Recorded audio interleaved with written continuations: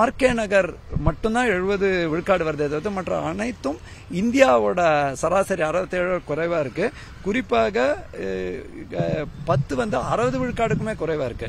Villivakkam 56.91 harbour அந்த மாதிரி ஒவ்வொன்றா நாங்கள் அதை பட்டியலிட்டு குறிப்பா இந்த தரம் வித்தியாசமா என்ன பண்றோங்கிற போது ஜெனரலா ஒரு மணல் சிற்பம் இருக்கும், இல்லையா வந்து எஸ்ஏ காம்படிஷன் இருக்கும், இல்லையா வந்து ஏதாவது ஒரு காலேஜ்ல நடவடிக்கை இருக்கும். அப்படி இல்லாம நம்ம அனைத்து தேர்தல் அதிகாரிகள் மூலமாகவே பல்வேறு நிகழ்ச்சிகள் நம்ம பண்ணோம்.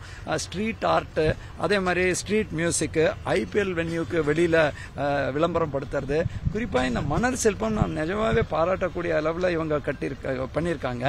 சாண்ட் ஆர்ட்னு சொல்லுவோம். அதுல ஒன்னு வந்து ஃபர்ஸ்ட் டைம் ஓட்டர்ஸ்க்கு உணர்த்துவது, ரெண்டாவது வந்து உங்களோட உரிமை. எங்க கன்செப்ட் என்னன்னா கடமையோட அடுத்ததா உரிமைன்னு எல்லாரும் சொல்றாங்க, நாங்க அதை வந்து உங்களோட கடமை அப்படிங்கறத அந்த ஆங்கிள் சொல்லி அவங்கள என்கரேஜ் பண்றது. அதே மாதிரி மாற்றுத்திறனாளிகள் மற்றும் முதியோர்களுக்கு ஆக்சசிபிளா எவ்வளவு வசதி பண்ண முடியும், ஏன் மற்ற கியூ மேனேஜ்மெண்ட் எல்லாம் கூட இன்னும் நல்லா இம்ப்ரூவ் பண்றதுக்கான நடவடிக்கைகள் இருக்கும். பந்தல் போடுவது, அதே மாதிரி மாடல் பூத் அனுப்புறது, செல்ஃபி பூத் ஓட்டிங் முடிச்ச உடனே எல்லாம் வெள்ளிக்கிழமைன்றதுனால சனி ஞாயிறு 2 விடுமுறைன்னு சொல்லி பல சர்வீஸ் செக்டார்ல நம்மளால என்ன டிஃபரன்ஸ் அப்படின்னு வராம இருக்கக்கூடிய நிகழ்வெல்லாம் தடுப்பதற்கு தேர்தல் ஆணையத்தோட அறிவுரை பண்ணியிருக்கோம்.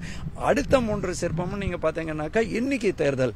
சிலர் வந்து அந்த தேர்தல் நாளே பல கட்டத்தில் நடக்கிறதுனால தமிழ்நாட்டில் ஏப்ரல் 19, அதுக்கு அடுத்ததா ஜெனரல் நம்மளோட உரிமை, கடைசியா அந்த இவிஎம் மெஷின் பத்தி.